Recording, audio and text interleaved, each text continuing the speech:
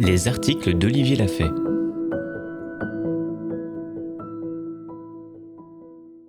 Lequel d'entre nous est plus libre que les autres ?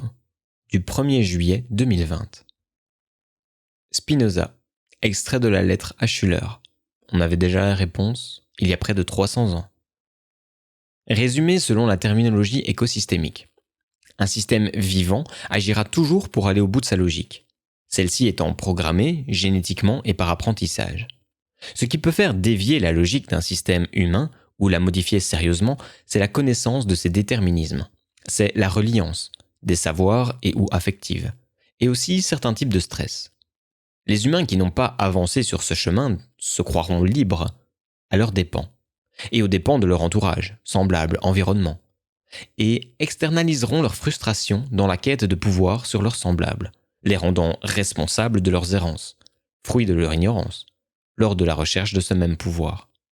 Les jeux de rôle, la superficialité, dans lesquels s'en mêlent ceux qui sont souvent fiers de leur image et ne vivent que par elle, ne sont que la manifestation visible de leur soumission au boulet, déterminant de leur propre marche, qui sont fixés à leur cheville.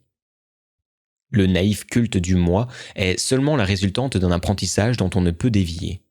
Le moi, devenu central, a été coupé de ce qui le reliait, le rendant inconscient de ses déterminismes, déraciné de tout amour, soucieux d'ignorance de cela, leur substituant la quête de pouvoir et les rapports de force. C'est bien l'enfance qui détermine ce que l'on va vouloir et pouvoir apprendre sur soi. La peur de s'y confronter, la peur de nos profondeurs, la douleur de la mémoire traumatique nous condamnent à errer, encore et encore, le menton levé fièrement en guise de défi au monde, à nos parents. Et les boulets invisibles à nos chevilles, seuls parmi la foule, isolés même en couple, tournant en rond sur notre propre lancée, au volant de notre bolide imaginaire, prisonniers d'un circuit électrique, jusqu'à l'extinction des feux. Même dans l'acte sexuel, cela reste du sans contact. Prisonniers que nous sommes de ce rail inflexible qui interdit tout véritable rapprochement. Spinoza, extrait de la lettre à Schüler. On avait déjà la réponse il y a près de 300 ans. Point C. Mais descendons aux choses créées qui sont toutes déterminées par des causes extérieures à exister et à agir d'une certaine façon déterminée. Pour rendre cela clair et intelligible, concevons une chose très simple. Une pierre, par exemple, reçoit d'une cause extérieure qui la pousse une certaine quantité de mouvement, et, l'impulsion de la cause extérieure venant à cesser, elle continuera à se mouvoir nécessairement. Cette persistance de la pierre dans le mouvement est une contrainte, non parce qu'elle est nécessaire, mais parce qu'elle doit être définie par l'impulsion d'une cause extérieure. Et ce qui est vrai de la pierre, il faut l'entendre de toute chose singulière, quelle que soit la complexité qu'il vous plaise de lui attribuer, si nombreuse que puissent être ses aptitudes, parce que toute chose singulière est nécessairement déterminée par une cause extérieure à exister et à agir d'une certaine manière déterminée. Point D.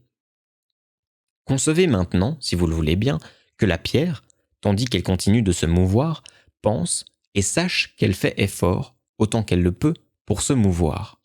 Cette pierre, assurément, puisqu'elle a conscience de son effort seulement, et qu'elle n'est en aucune façon indifférente, croira qu'elle est très libre et qu'elle ne persévère dans son mouvement que parce qu'elle le veut. Point E. Telle est cette liberté humaine que tous se vantent de posséder, et qui consiste en cela seul que les hommes ont conscience de leurs appétits et ignorent les causes qui les déterminent. Un enfant croit librement appéter le lait, un jeune garçon irrité vouloir se venger et, s'il est poltron, vouloir fuir. Un ivrogne croit dire par un libre décret de son âme ce qu'ensuite, revenu à la sobriété, il aurait voulu taire. De même, un délirant, un bavard et bien d'autres de même farine croient agir par un libre décret de l'âme et non se laisser contraindre. Ce préjugé étant naturel, congénital parmi tous les hommes, il ne s'en libère pas aisément. Bien qu'en effet l'expérience enseigne plus que suffisamment que, s'il est une chose dont les hommes soient peu capables, c'est de régler leurs appétits, et, bien qu'ils constatent que, partagés entre deux affections contraires, souvent ils voient le meilleur et font le pire, ils croient cependant qu'ils sont libres. Et cela parce qu'il y a certaines choses n'excitant en eux qu'un appétit léger, aisément maîtrisé par le souvenir fréquemment rappelé de quelque autre chose.